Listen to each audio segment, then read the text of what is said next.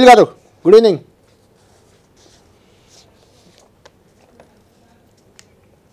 అనిల్ గారు మీరు మ్యూట్లో ఉన్నట్టున్నారు, ఉండండి మ్యూట్లోనే కొద్దిసేపు. మీ బలాలు బలహీనతలు ఒకసారి చూద్దాం, చూసిన తర్వాత మీరు రియాక్ట్ కండి. ఇక్కడ కాంగ్రెస్ పార్టీ విషయానికి వద్దాం. ఇప్పుడు కాంగ్రెస్ పార్టీ బలాల విషయానికి వస్తే స్థానికుడు నవీన్ యాదవ్ స్థానికుడు, అక్కడే యూసుఫ్గూడ ప్రాంతంలో కొంచెం బలమైన సామాజిక వర్గ నేపథ్యం ఉంది, లోకల్గా గట్టి పట్టు ఉంది. ఎప్పుడో ఒక 100 మంది 200 మంది అక్కడ యూసుఫ్గూడ చౌరస్తాలో ఎక్కడైనా కోట్ల విజయభాస్కర్ రెడ్డి స్టేడియం ఆ ఏరియాలో ఫ్లెక్సీలు, ఏ పండుగ వచ్చినా ఫ్లెక్సీ కనిపిస్తుంది, జనాలు కనిపిస్తుంటారు. ఆడ ఫంక్షన్ హాల్ కూడా ఏదో ఉన్నట్టుంది. అక్కడ ఎప్పుడు వందల సంఖ్యలో ఫాలోవర్స్ ఆయనకు ఉంటుంటారు. దాంతోపాటు మైనార్టీ ఓటు బ్యాంకు, మా ఎంఐఎం మద్దతు, ఇదంతా గతంలో ఎంఐఎం నుంచి పోటీ చేశారు. ఆయన ఎంఐఎం నుంచి పోటీ చేసి 3-4 వేల ఓట్ల తేడాతో ఏదో ఓడిపోయినట్టున్నారు 2014లో. అది కూడా కొంత మైనార్టీలో కూడా మద్దతు ఉంది ఆయనకు. ఇక కాంగ్రెస్ పార్టీ అధికారంలో ఉంది, అధికార పార్టీ అనే అడ్వాంటేజ్ ఎలాగూ వస్తుంది. మంత్రులు ఎమ్మెల్యేలు అంతా ఇప్పటికే గల్లీలో తిరుగుతున్నారు. వివేక్, తుమ్మల నాగేశ్వరరావు, పొన్నం ప్రభాకర్ ఇలాంటి వాళ్ళంతా ఇప్పటికే ఆల్రెడీ ప్రచారం కూడా ప్రారంభించారు. బీసీ అభ్యర్థి అంటే బీఆర్ఎస్ నుంచి కమ్మ సామాజిక వర్గానికి చెందిన అభ్యర్థి ఉంటే, కాంగ్రెస్ నుంచి బీసీ సామాజిక వర్గం ఉన్నారు, బీజేపీ నుంచి రెడ్డి సామాజిక వర్గం ఉంది. అంటే బీసీ ఓట్ బ్యాంక్ కొంత పోలరైజ్ అయ్యే అవకాశం ఉంది. దానిపైనే ఎక్కువ నమ్మకం కూడా ఉంది. కాబట్టి అదొకటి కలిసి వచ్చే అంశంగా భావించవచ్చు. ఇక బలహీనతల విషయానికి వద్దాం. ముఖ్యంగా నవీన్ యాదవ్పై చాలా కేసులు ఉన్నాయి, గతంలో ఉన్నాయి, ఇప్పుడు కూడా కొత్తగా ఆయన అభ్యర్థిగా ప్రకటించే ముందు కూడా ఓటర్ ఐడి కార్డులు పంచారు. అది ఎలక్షన్ కేసు ఒకటి నమోదై ఉంది, అది కూడా ఉంది. నవీన్ యాదవ్ తండ్రి చిన్న శ్రీశైలం యాదవ్ అంటేనే గతంలో ఒక రౌడీ షీటర్గా ఆయనకు ఒక ఇమేజ్ ఉంది. రౌడీ షీటర్ ఇమేజ్ అనేది కొంత నవీన్ యాదవ్ కూడా ఇబ్బందిగా మారే అవకాశం ఉంది. ఈ మధ్య వాళ్ళ కుటుంబ సభ్యురాలు కూడా ఫిర్యాదులు చేయడం, లేఖలు రాయడం కొంత వివాదాస్పదంగా మారిపోయింది, అది కూడా ఇబ్బంది. కాంగ్రెస్ పార్టీలో చాలామంది టికెట్ కోసం ప్రయత్నించారు. వాళ్ళు ఎవరు, బొంతు రామ్మోహన్ కానీ, అంజన్ కుమార్ యాదవ్ కానీ, ఇంకా ఇలాంటి వాళ్ళు చాలామంది ప్రయత్నించారు, గట్టి వాళ్ళే. వాళ్ళ మద్దతు ఏ మేరకు ఉంటుంది, వాళ్ళు ఓన్ చేసుకొని ఏ మేరకు ప్రచారం చేస్తారనేది ఒక చర్చ ఉంది, అది కొంత ఇబ్బందికరం. అన్నిటికంటే ముఖ్యంగా అధికార పార్టీపై 22 నెలల్లో వచ్చిన వ్యతిరేకత, హామీలు అమలు చేయలేదనే విమర్శ, ఇవన్నీ కూడా నవీన్ యాదవ్కి ఇబ్బందికరంగా మారే అవకాశం ఉంది. దీంతోపాటు జూబ్లీహిల్స్ నియోజకవర్గంలో కొన్ని స్లమ్ ఏరియాలో హైడ్రా అనేది కొన్నిసార్లు వాళ్ళకి ప్లస్గా, కొన్నిసార్లు మైనస్గా మారుతుంది. ఇక్కడ ఏమవుతుంది అనేది చెప్పలేము. హైడ్రా కూల్చివేతలు కూడా కొంత ఇబ్బందికరంగా మారే అవకాశం ఉంది అనే ఒక చర్చ జరుగుతుంది. ఈ నేపథ్యంలో నవీన్ యాదవ్ అడ్వాంటేజ్, డిసడ్వాంటేజ్ మనం చూసాం. కాంగ్రెస్ పార్టీ నమ్మకం ఏంటి, అనిల్ గారితో మాట్లాడదాం. అనిల్ గారు, మీ ప్రచారం ఆల్రెడీ ప్రారంభమైంది. అక్కడ చూస్తే సానుభూతి పవనాలు, ఇటు చూస్తే మీ అధికార పార్టీపై ఇప్పటికే వ్యతిరేకత వచ్చిందనే ప్రచారం, ఇటు ఓటు చోరీ చేశారనే విమర్శలు. 20-25 ఓట్లు అడిషనల్గా నమోదు చేయించారు. ఒకే ఇంటి నెంబర్పై 40 ఓట్లు 50 ఓట్లు ఉన్నాయని వాళ్ళు అంటారు, మీరు అవి ముందు నుంచి ఉన్నాయని మీరు అంటారు. నవీన్ యాదవ్ సొంత సోదరుడికి కూడా 2 ఓట్లు ఉన్నాయి, ఒకటి ఆఫీసర్ డ్రెస్పై ఉంది, ఒకటి ఇంటర్ డ్రెస్పై ఉంది. అంటే ఇలాంటి అవకతవకల విమర్శల్ని ఏ రకంగా ఎదుర్కోబోతున్నారు? అనిల్ గారు, ఇంకొకటి కూడా చూద్దాం. ఇక్కడ మీకు ఒక సమస్య ఎదురుగాబోతుంది, అది రీజనల్ రింగ్ రోడ్. అక్కడ భూ నిర్వాసితులంతా, రైతులంతా కాంగ్రెస్ సర్కార్కు వ్యతిరేకంగా 300 మంది నామినేషన్లు దాఖలు చేసేందుకు రెడీ అవుతున్నారు. వాళ్ళు కూడా ఈరోజు ప్రకటించారు. వాళ్ళ ప్రకటన ఒకసారి చూద్దాం, చూసాక మీరు రియాక్ట్ అవ్వండి.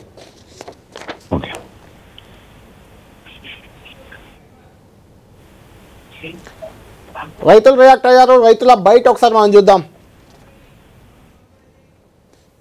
ప్రతిపక్షంలో ఉన్నటువంటి నాయకులు ఇప్పుడు అధికార పక్షంలో ఎమ్మెల్యేలు అయ్యి, మంత్రులు అయ్యి, సీఎం అయ్యి, వీళ్ళంతా రైతు కుటుంబాలకు వచ్చినటువంటి నాయకులు.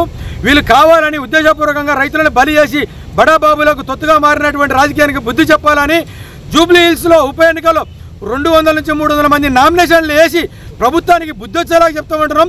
మేము గెలుస్తాముగా ఓడతామని కాదు, ప్రజల్లో ఇంత వ్యతిరేకత, ఇన్ని లక్షల మందికి వ్యతిరేకత ఉందని రాష్ట్ర ప్రభుత్వం చేసే అవినీతిని బయటపెట్టడానికి మేము మూసి బాధితులు ఫోన్ చేస్తూ ఉన్నారు, హైడ్రా బాధితులు ఫోన్ చేస్తూ ఉన్నారు, లగ్జర్ల బాధితులు ఫోన్ చేస్తూ ఉన్నారు. ఇక్కడ ఫ్యూచర్ సిటీ అని భూములు.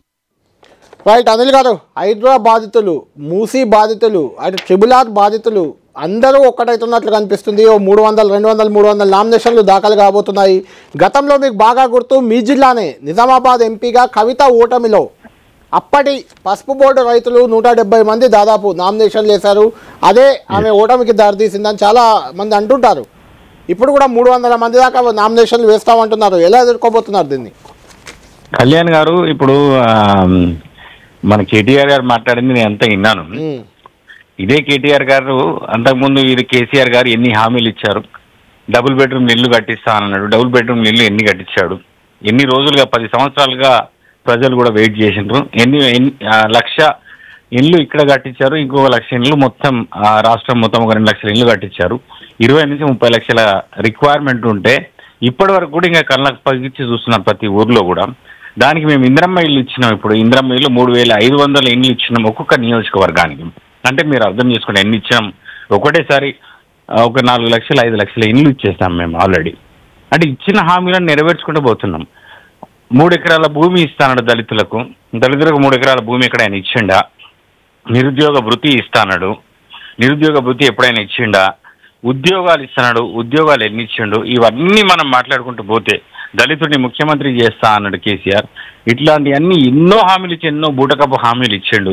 దళితులకు దళిత బంధు ఇస్తాడు, కేవలం హుజురాబాద్ లో దళిత బంధు చేసి మొత్తం దళిత బంధు ఎక్కడ కూడా ఇయ్యలేని పరిస్థితి. ఇవన్నీ మాట్లాడుకుంటే రోజంతా కూడా మాట్లాడుకోవచ్చు మనం. ఈ కేసీఆర్ అందుకే కదా అనిల్ గారు వాళ్ళని ఓడించారు, మిమ్మల్ని గెలిపించారు. మీరు ఇవ్వలేదని కదా ఇప్పుడు ఎదురవుతుంది సమస్య. మీకు 42% బీసీ రిజర్వేషన్లు అన్నారు, ఇవ్వలేదు అని. 6 గ్యారంటీలు అన్నారు, అమలు కాలేదని. 400 హామీలు ఇచ్చారు, అమలు కాలేదని. ట్రిబుల్ ఆర్ అలైన్మెంట్ మార్చారు, మమ్మల్ని రోడ్డున పడేశారని రైతుల గోల. అటు హైడ్రాతో బాధితుల గోల, ఇటు మూసి దానివల్ల కొంతమంది నష్టపోయిన వాళ్ళ బాధ. ఇవన్నీ ఇప్పుడు మీరు కదా ఆన్సర్ చేయాలి. ఇంకా గత ప్రభుత్వం గత పాలకులు అంటే నడవదు కదా. వాళ్ళు మాట్లాడే దాని గురించి నేను మాట్లాడుతాను. వాళ్ళు చేసిన కార్యక్రమాలు ఏంటిది, వాళ్ళు చేసిన ఇప్పుడు మీకు ఎదురవుతున్న సమస్యల గురించి ఎదురవుతున్న సమస్యల గురించి కూడా మాట్లాడుతున్నాను కళ్యాణ్ గారు. అభివృద్ధి చేసేటప్పుడు when we are going for development activities అప్పుడు అక్కడక్కడ మనకు అవసరం ఉంటుంది, ల్యాండ్ అవసరం ఉంటుంది కాబట్టి వాళ్ళని మెప్పిస్తాం, ఒప్పిస్తాం, చేస్తాం. దానికి టైం పడుతుండొచ్చు వాళ్ళని ఒప్పియడానికి. కానీ వీళ్ళంతా కూడా డ్రామాలు చేస్తున్నారు. 300 మంది రైతులు నామినేషన్లు దాఖలు చేస్తే ఇబ్బంది ఎవరికంటారు? మీకా బీఆర్ఎస్? ఎలాంటి ఇబ్బంది కాదు, ఎలాంటి ఇబ్బంది రాబోదు. ఇదేమో రైతుల సమస్య కాదు. అక్కడ ఉంది నిజామాబాద్ లో దీనికి కంపారిజన్ లేదండి కళ్యాణ్ గారు. నిజామాబాద్ లో రైతులు అంటే మొత్తం రైతు సమాజం అంతా ఏకమైంది ఆ రోజు ఓడగొట్టడానికి. అక్కడ ఎర్రజొన్నల సమస్య ఉండే, అదే విధంగా పసుపు సమస్య ఉండే. ఇవన్నీ సమస్యలను అడ్రస్ చేయలేదు కాబట్టి అక్కడ కవితని ఓడగొట్టాలని నిర్ణయించుకున్నారు, ఓడించేశారు. ఇక్కడ అది కాదు. 300 మంది రైతులు అంటే వాళ్ళకి ఇబ్బందులు ఏమనేది ల్యాండ్ అక్విజిషన్ లో ఇబ్బందులు అవుతుంటాయి, వాళ్ళ కంపెన్సేషన్ ఇబ్బందులు అవుతుంటాయి. ఆ ఇబ్బందులను అడ్రస్ చేయడానికి ఇవాళ కాంగ్రెస్ పార్టీ, కాంగ్రెస్ ప్రభుత్వం ఉన్నది. దాని గురించి మనం ఆలోచన చేయాల్సిన అవసరమే లేదు. హైడ్రా అంటారా? హైడ్రా ఒక్కో దగ్గర మొత్తానికి మంచి జరగడానికే. ఇవాళ మీరు హైడ్రా ఎక్కడెక్కడ కూలుస్తున్నారు? నాలాలకు అడ్డంగా కడితే ఇవాళ ఒక ఫ్లడ్ ఒక రోజు వర్షం భారీగా వచ్చేస్తే మొత్తం ఎట్లా తయారవుతుందో మనం చూస్తున్నాం. హైదరాబాద్ ఏ విధంగా తయారవుతున్నది. దానికోసం అది ఎందుకు తయారైంది? వీళ్ళు అడ్డగోలుగా పర్మిషన్స్ ఇవ్వడం వల్ల, బీఆర్ఎస్ అధికారంలో ఉన్నప్పుడు అడ్డగోలు పర్మిషన్స్ ఇవ్వడం వల్ల, అదే విధంగా ఇల్లీగల్ కన్స్ట్రక్షన్స్ కూడా వచ్చినాయి. ఆ రోజు అదుపు లేకుండే వీళ్ళ నాయకులు, బీఆర్ఎస్ నాయకులు అడ్డగోలుగా ఈ దోచుకొని భూములను దోచుకోవడము, అడ్డంగా ఇండ్లు కట్టడము, అడ్డంగా అపార్ట్మెంట్లు కట్టడం. మీరు కూడా హైడ్రా పేరుతో పేదలను ఇబ్బంది పెడుతున్నారు, పెద్దల జోలికి వెళ్ళట్లేదని కదా మీపై వస్తున్న విమర్శ. పెద్దల జోలికి ఎందుకు వెళ్ళట్లేదు? పెద్దల దగ్గర కూడా వెళ్ళాం కదా. నాగార్జున గారిది కూలగొట్టాము. ఇంకా చాలా అట్లాంటి ఏవైతే ఇల్లీగల్ కన్స్ట్రక్షన్స్ ఉన్నాయో అవన్నీ కూడా తీసేసాం కదా. వీళ్ళంతా ఒక పర్సెప్షన్ క్రియేట్ చేస్తున్నారు. పేదల దగ్గరికి పోతున్నారు. పేదల దగ్గర సమస్యనే లేదు.